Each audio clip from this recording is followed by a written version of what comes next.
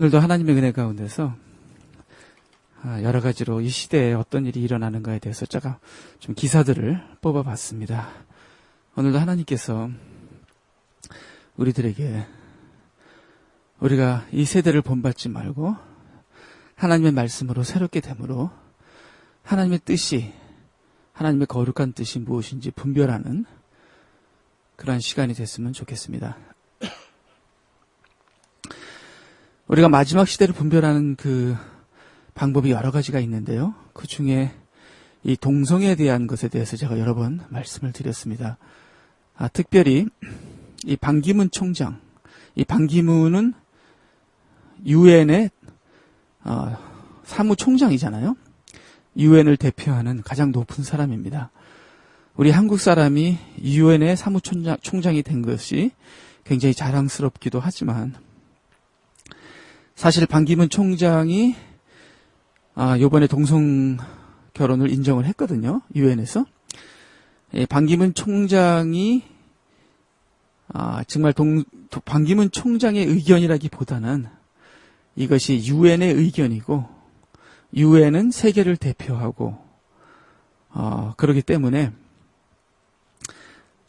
정말 전 세계를 대표하는 유엔이 동성애를 인정했다는 것은 전 세계가 이제 동성애를 인정하는 그러한 길로 간다는 것이 전 세계가 하나님을 대적하는 그러한 시대가 되었다는 것을 참으로 너무 안타깝게 생각합니다.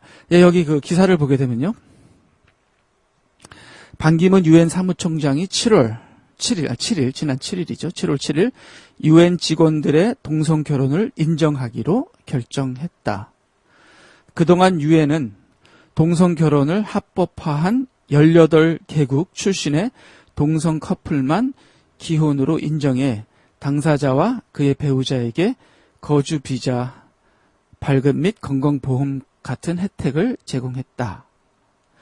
파흐란 하크 유엔 부대변인은 유엔의 동성 결혼 인정은 모든 직원이 동등해야 한다는 반 총장의 의지가 반영된 것이라면서 세계 43,000명의 유엔 직원이 적용의 대상이라고 했다. 이번 결정으로 비자 문제 때문에 동성 배우자와 떨어져 살아야 했던 유엔 직원들이 가장 큰 혜택을 받게 됐다. 유엔 뉴욕 지부의 이탈리아 출신 여직원 안나 구에라지오는 AP통신 인터뷰에서 이제 파트너와 함께 뉴욕에서 살 수 있게 됐다면서 유엔 직원을 위해 용기 있는 결정을 내린 반 총장에게 감사드린다고 말했다. 이탈리아에서 동성 결혼은 불법이다. 반 총장은 2006년 유엔 사무총장으로 부임한 뒤 성소수자의 권리 신장을 지지하는 발언을 해왔다. 지난 2월 러시아 소치 올림픽 개막식 때는 동성 결혼과 동성 커플의 입양을 법으로 금지한 러시아를 향해 성소수자에 대한 공격에 소리 높여 맞서자고 연설했다. 미국 조사기관 퓨리처치 센터에 따르면 현재 동성 결혼을 합법화한 나라는 미국, 멕시코 일부 주와 네덜란드, 브라질을 포함해 18개국이다. 이렇게 얘기하고 있습니다. 유엔이 이제 동성 결혼을 인정하고 동성 결혼을 적극적으로 추진하고 있고요. 그 다음에 이번에도 그 바티칸에 대한 기사가 여기 나왔는데요. 여러분 바티칸에 프랑시스코 교황이 직접 말하는데요. 바티칸에 8,000명이 넘는 소아 성애자가 있다. 동성애가 있고 또 소아 성애가 있습니다. 동성애는 같은 성에 남자는 남자를 좋아하고 여자는 여자를 좋아하고 이 소아 성애는 어린아이들을 좋아하는 그러한 성입니다. 그런 바티칸에 신부 중에 8,000명이 넘는 소아 성애자가 있다. 이렇게 얘기하고 있습니다. 프랑시스코 교황은 BBC와의 인터뷰에서 41만 4천 명의 카톨릭 사제들 가운데 약 2%인 8,000명 가량이 소아 성애자라는 보고를 받았다는 언급을 한 뒤 바티칸이 이를 수습하기 위해 분주히 움직이고 있다. 어린아이들에게 성적 충동을 느끼는 소아성애는 정신과적인 질환으로 겉으로는 드러나지 않은 사례까지 합친다면 카톨릭 사제들 가운데 적어도 5%가량이 소아성애자들일 것으로 보고 있다. 바티칸 대변인 신부는 프란시스코 교황이 추기경들 가운데도 소아성애자가 있다는 언급을 했다는 내용을 부인하고 있으며, 예. 자, 이 한 5%가량이 41만 4천 명의 카톨릭 사제들 중에서 5%가량이 소아성애자들이라면, 8,000명, 16,000명, 한 2만 명가량이 어린아이들에게 성적 충동을 느끼는 신부들이라고 하고요. 또 동성애자들은 또 얼마나 많겠습니까?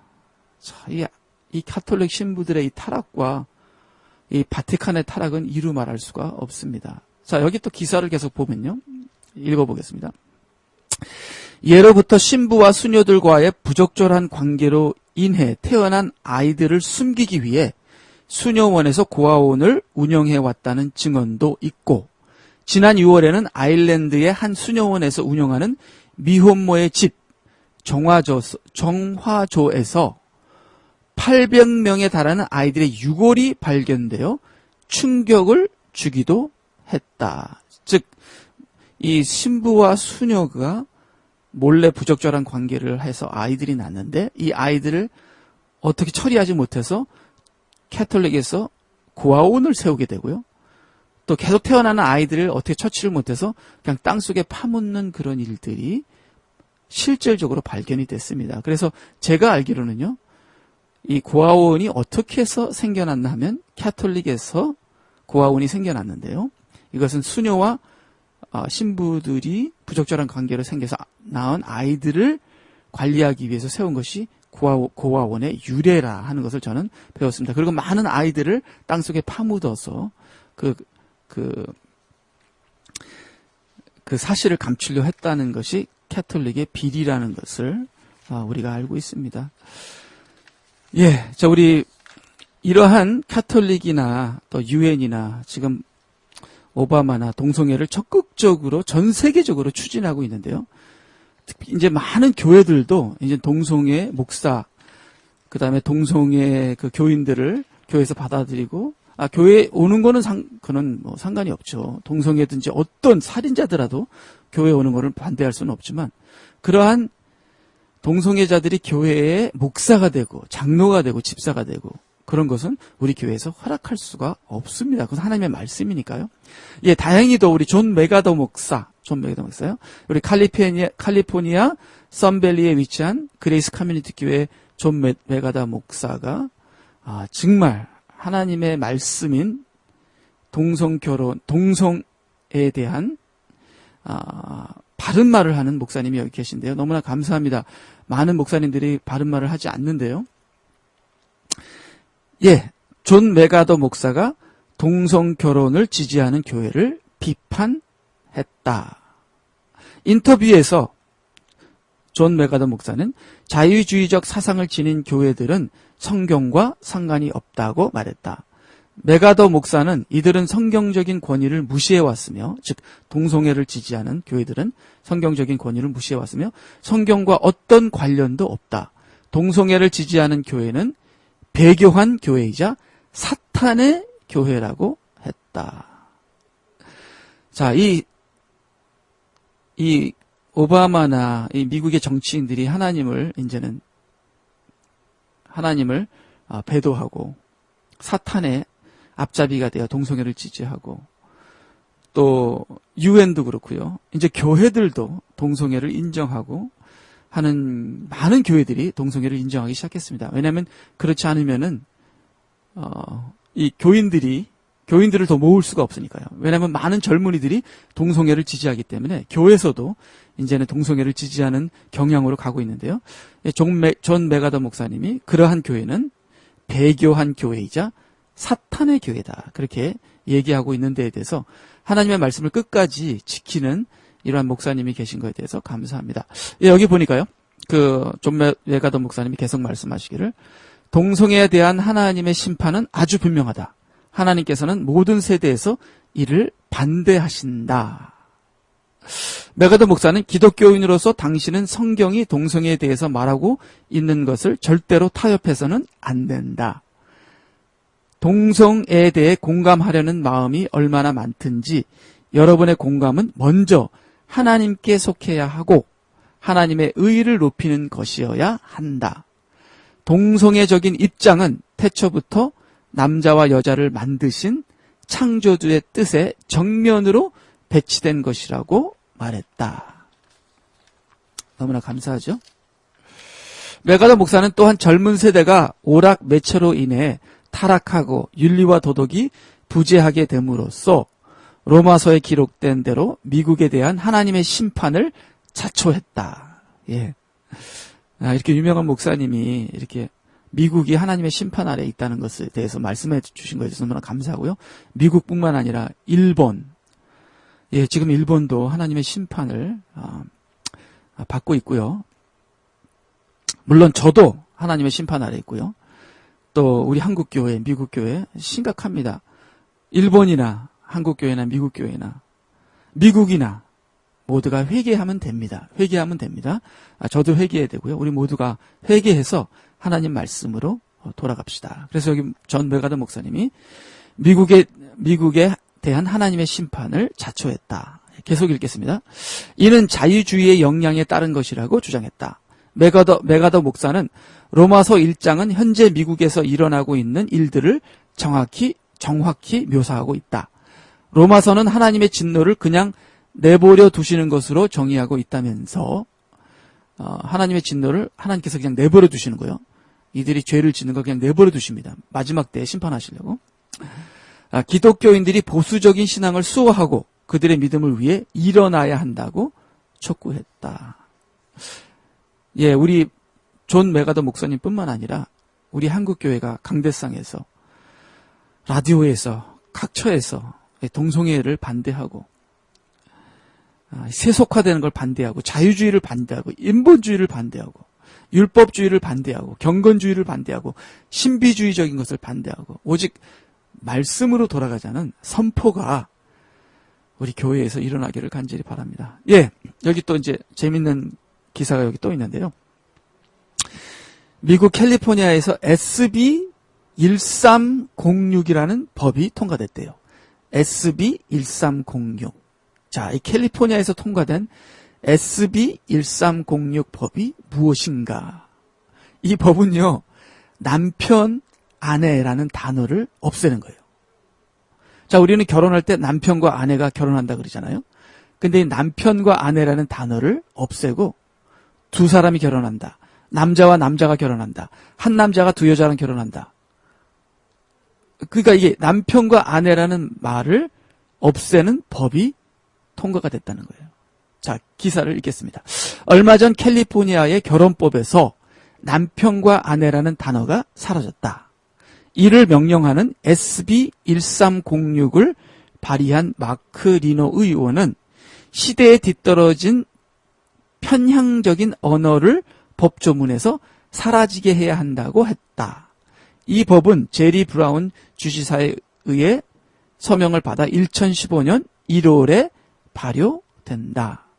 캘리포니아에서 동성결혼이 합법화된 직후부터 이제 이 동성결혼이 먼저 캘리포니아에서는 합법화됐고요. 지금은 SB 1306 법안이 급물살을 타 지난 5월 상원을 25대 10, 6월 하원을 54대 16이라는 압도적 표차로 통과했다. 이 법은 결혼에 대해 두 사람의 시민적 계약에 따라 발생되는 개인적 관계로 규정한다. 그러니까 남자든 여자든 뭐 애든 어른이든 개나 소든 두 사람이면 된다는 거예요. 예. 남편과 아내라는 이 성경적인 단어가 사라지게 됐습니다. 현재 캘리포니아에서는 공립학교 동성애 의무교육법, 남녀 화장실 공동사용법, 청소년 동성애 치료금지법. 그러니까 청소년들이 동성애가 갖고 있으면 그 동성애를 치료하는 것이 금지되어 있습니다. 동성애가 정상인데 왜 치료하냐 이거죠.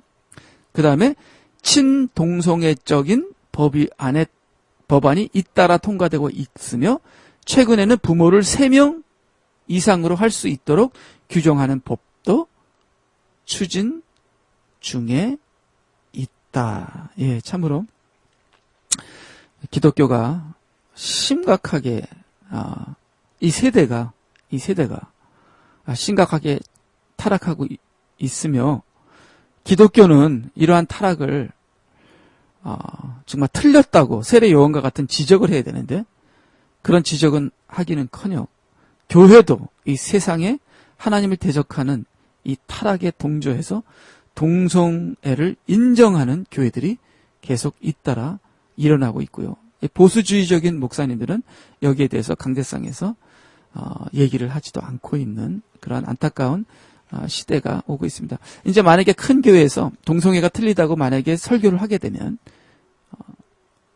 그것이 만약에 나라에 보고가 되면 차별법에 의해서 그 목사님이 감옥에까지 가게 되는 시대가 오고 있습니다. 그렇기 때문에 목사님들도 무서워서 하나님 말씀을 하지 않는 그런 타락한 시대가 오고요. 나중에는 차별법으로 예수님만이 구원이다 하는 말도 못하게 되는 그런 시대가 오게 됩니다. 동성애가 죄다란 말도 못하고 오직 예수님만이 구원이다 말도 못하고 모든 종교에 구원이 있다는 그런 거짓말을 하나님을 대적하는 말을 하게 되는 그러한 시대가 오게 되고 많은 교회가 거기에 동정해서 지금은 종교 통합을 하는 마지막 배교의 시대 이러한 현상이 일어나는 지금 이 시대가 말세가 아니라고 우리가 어떻게 얘기할 수 있겠습니까? 예, 여기 또 다른 기사를 읽겠습니다. 미국 연합감리교회에서 10대 청소년을 대상으로 신앙 상담을 한 결과가 발표됐습니다. 예, 미국 연합감리교회에서 1,500명의 10대를 대상으로 신앙 상담을 했는데요. 그 결과를 제가 읽어드리겠습니다. 예. 청소년들이 교회를 떠나는 이유를 신앙 3당을 통해 정리한 미국 연합감리교회는 가장 많은 응답에, 그러니까 청소년들이 왜 교회를 떠나느냐에 대한 물어보는 질문에 가장 많은 응답에 하나님께서 교회에 나타나지 않으신다는 생각이 주를 이뤘다고 밝혔다. 즉 미국 10대들이 교회를 떠나는 가장 큰 이유가 교회에 하나님이 없다는 그러한 대답을 가장 많이 했다고 합니다. 예, 여기 청소년들에 대해서 그 상담한 내용을 계속 보겠습니다. 청소년들은 아무리 교회가 좋은 프로그램을 제공하고 맛있는 음식과 체육관 시설을 갖춘다고 해도 교회의 본질인 하나님의 역사가 나타나지 않고 그들이 하나님을 만날 수 없다면 교회를 떠나게 된다고 지적했다. 미국 청소년들이 교회를 우선순위로 택하지 않는 또 다른 이유는 그들의 부모가 교회를 우선순위에 두지 않기 때문이라는 결과도 나왔다. 부모들이 교회를 세상의 다른 일보다 중요하게 여기지 않기 때문에 교회 출석률이 낮아지고 있다며 부모들은 스포츠나 공부에 집중하라고 하면서도 교회로는 인도하지 않고 있다고 말했다. 예, 첫째 이유는 청소년들이 교회를 떠나는 첫째 이유는 교회에 하나님이 없다. 둘째 이유는 교회를 다니는 부모들이 교회를 우선순위로 하지 않고 세상 일을 우선순위로 하기 때문에 때문이다. 그 다음에 또 세 번째는 스마트폰 등 미디어의 발달도 청소년들이 교회에서 느끼는 연대감을 악화시키는 것으로 조사됐다. 미국 청소년들은 과거 교회에서 연대감을 형성하기 위해 출석했지만 이제는 핸드폰이나 인터넷으로 타인과 상호 교감을 할 수 있기 때문에 굳이 교회에 나올 필요성을 느끼지 못한다는 것. 네 번째 이유. 또 교회에 다니는 청소년들이 일반 아이들과 특별한 차이점이 없다는 신앙과 삶의 이원화도 문제로 떠올랐다. 신앙 상담에 참여한 청소년들은 교회에 다닌다고 해서 특별히 다른 점을 발견할 수 없고 교회 다니는 이들의 변화를 목격하지 못했다고 한다. 여러 가지 이유를 다 보면 다 비슷한 것 같아요. 즉, 이 교회에서 하나님을 찾아볼 수가 없고, 교회를 다닌다고 해서 어떠한 영향력이나 변화된 모습을 보지 않기 때문에, 교회가 가르치는 그 하나님의 말씀이 어떠한 영향력이 없고, 그 말씀에 능력이 없고, 그 말씀에는 하나님이 없고, 교회 자체가 세속화된 것을 봤을 때 교회 나갈 이유가 무엇인가 하는 그 청소년들의 그 진솔한 대답이 이 시대의 교회의 현실을 말하고 있는 것 같습니다. 예, 이 청소년들도 대단하네요. 아이들이라고 생각이 없는 줄 알았는데 아이들이 그 어느 누구보다, 어른들보다 이 시대의 교회의 심각한 문제를 직통으로, 아이들이 순진하니까요, 그냥 그대로 이 시대의 교회의 타락과 심각한 문제를 그대로 바른 대로 얘기하고 있음을 알고 있습니다. 예, 아까 제가 일본에 대해서 얘기를 했는데요. 제가 일본에 대해서는 여러 가지로 얘기를 했는데 여기 또 기사가,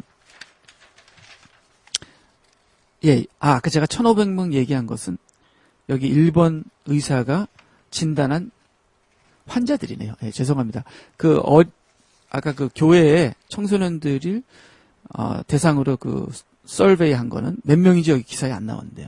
제가 1,500명이라고 했는데 기사에는 나오지 않았습니다. 몇 명이죠? 하여튼 그 미국 연합 감리교에서 청소년 대상으로 상담을 오랫동안 해온 그 상담에서 나온 모든 대답을 추린 결과 청소년들이 교회를 떠나는 이유가 하나님이 없다는 것, 교회를 다녀도 변화되지 않는다는 것, 그런 이유를 들었습니다. 예, 여기 1,500명은요, 지금 그 일본의 일본의 도쿄에 있는 의사가 1,500명의 환자를 대상으로 그 조사한 결과를 보게 되면요, 지금 도쿄에 어린아이들과 노인들, 특별히 어린아이들 유치원에서 그 국민학생들에게 심각한 그 병들이 오고 있습니다.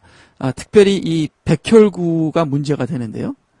그래서 이 1,500명이 거의 다 이 백혈구 문제가 있고, 또 이빨이 빠지거나 여러 가지 심각한 문제들을 갖고 있는데요.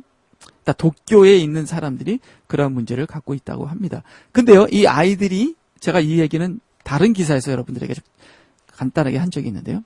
이 아이들이 도쿄를 떠나 다른 곳에 있게 되면은 병이 다시 그 병이 낫는다고 합니다. 이 도쿄의 그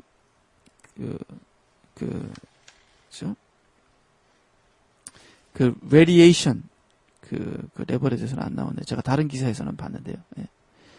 도쿄의 그 방사능 기준치가 어마어마하게 높다고 합니다. 그렇기 때문에 지금 특별히 어린아들과 노인들에게 지금 심각한 병들이 오고 있는데요. 이 의사는 모든 사람이 도쿄를 떠나야 한다, 이렇게 얘기하고 있습니다.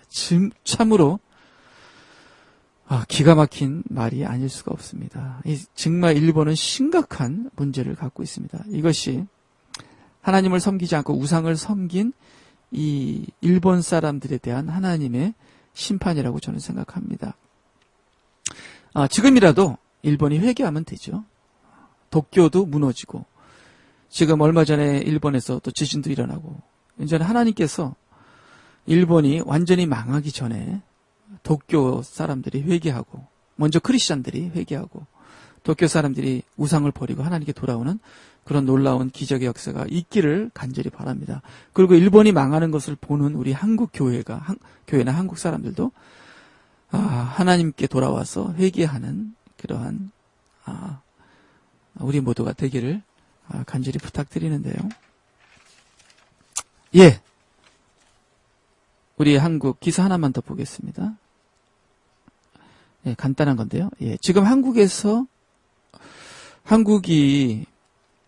지금 뭐 경제적으로 뭐 삼성그룹을 통해서 뭐 전화도 많이 팔리고 뭐 테레비, 냉장고 하는 모든 것이 전 세계적으로 팔리고, 삼성이라는 이름이 지금 전 세계적으로 일어나 우리나라가 많은 돈을 벌고 하는 현상을 봤을 때 참 우리나라가 점점 잘 산다, 그렇게 생각을 하는데요.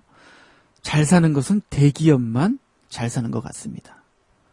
대기업만 잘 살고 또 우리 한국의 정치도 대기업 위주 정치죠. 그래서 제가 의료 민영화에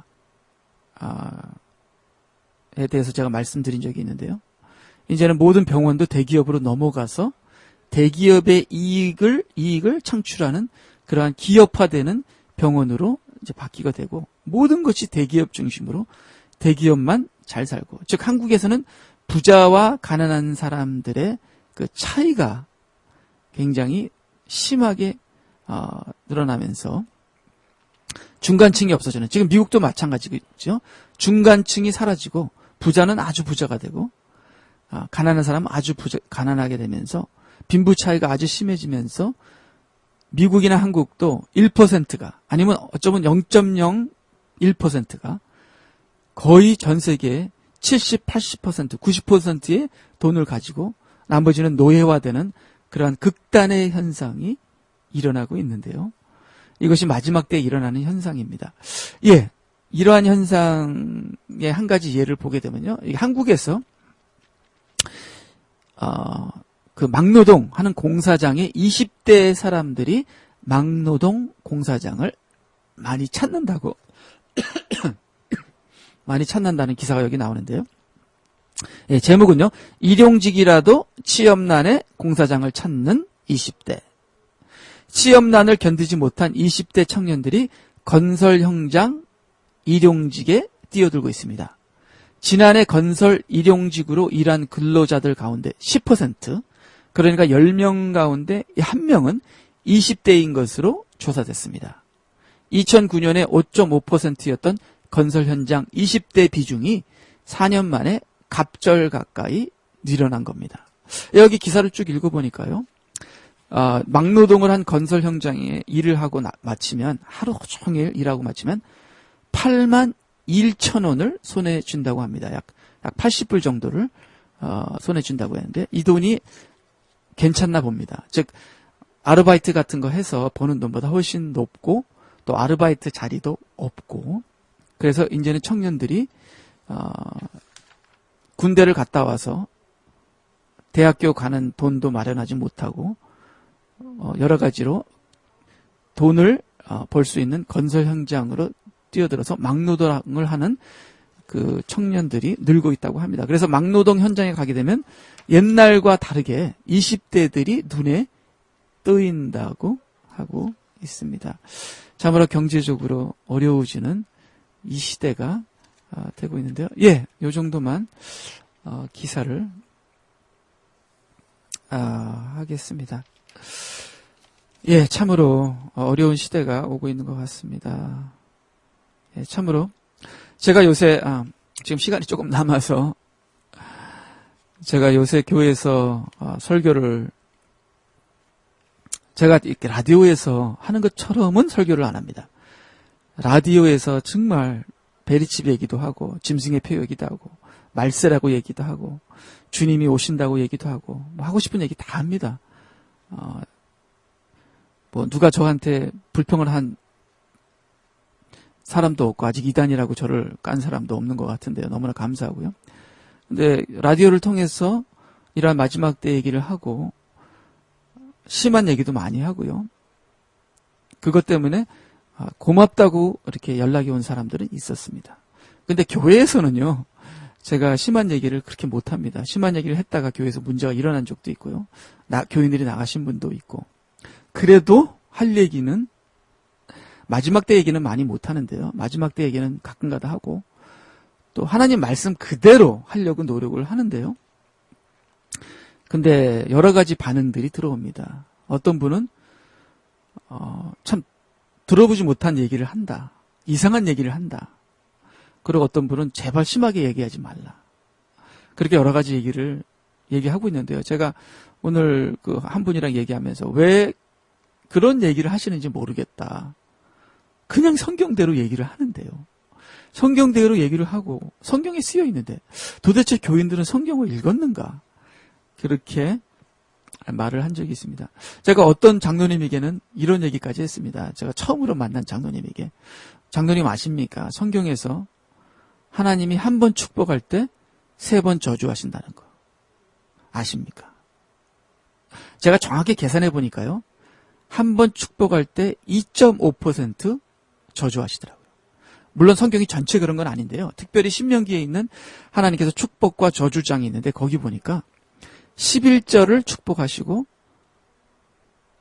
30절인가요?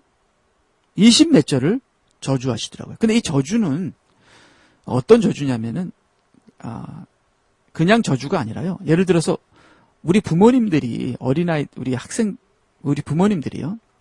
자녀들에게 칭찬보다는 혼내는 걸 더 많이 하시잖아요. 너 참 착하다. 그런 말보다는 혼내는 말씀을 더 하십니다. 저도 제 자녀들에게 칭찬보다는 혼내는 말을 더 많이 한 것 같아요. 그리고 저도 우리 부모님에게 칭찬보다는 혼나는 말을 많이 했습니다. 예를 들어서 공부해라. 공부 안 하면 너 거지 된다. 뭐 이런 말이요. 예. 근데 성경도 그래요. 성경도 하나님께서 내가 너를 사랑한다. 너를 축복한다. 하나님 말씀 잘 지키면 정말 천대 만대 하나님께서 축복하시겠다. 이런 축복에 대한 말씀도 반드시 하나님이 하시는데요. 근데 하나님 말씀을 지키지 않으면은 자녀들이 잘못될 것이요. 너희들이 다른 민족에게 공격을 받을 것이요. 하는 이러한 그 무서운 하나님의 질책의 말씀이 더 길다는 거죠. 쟤는 그 저주의 말씀이라는 건 그 질책의 말씀을 얘기하고 계십니다. 그렇지만 하나님께서 그렇게 질책의 말씀을 한 그대로 이스라엘이 죄를 짓고 그 질책을 모두가 받게 됐죠. 그래서 그 신명기나 성경에서 하나님께서 말씀하실 때 이스라엘 백성이 하나님 말씀을 지키지 않고 하나님을 버렸을 때 어떠한 어마어마한 그러한 결과와 혼나게 된다는 말씀을 하시는데 그 혼나게 된다는 말씀이 축복의 말씀보다 2.5배나 거의 3배 가까이 더 많다는 겁니다. 왜 하나님께서 그렇게 혼내는 말씀을 많이 하셨을까요? 이렇게 하나님 말씀을 안 들면은 벌을 받게 된다는 그러한 저주라고 말하기는 좀 뭐하는데 이 벌의 질책의 말씀을 더 많이 하셨는데요. 왜 하나님께서 이렇게 질책의 말씀을 많이 하셨나? 그것은 하나님께서 절대로 죄를 짓지 말라고. 죄짐은 너희들은 망한다는 그것을 이스라엘 백성이 망할까봐, 벌받을까봐, 저주받을까봐 너무나 안타까우셔서 겁을 주시려고. 그래서 그런 말씀을 하신 거라고 저는 생각합니다. 그래서 그 말씀이 무서워서 하나님이 두려워서 감히 죄를 짓지 못하는 이스라엘 백성은 축복을 받게 되고 그러한 하나님의 질책의 말씀을 우습게 보고 지멋대로 죄를 지은 이스라엘 백성은 나중에 70년 포로 생활이라는 어마어마한 죄를 짓게 되고요. 성전이 망하고요. 제가 성전에 대해서도 얘기했는데요. 그러한 일들이 왔습니다.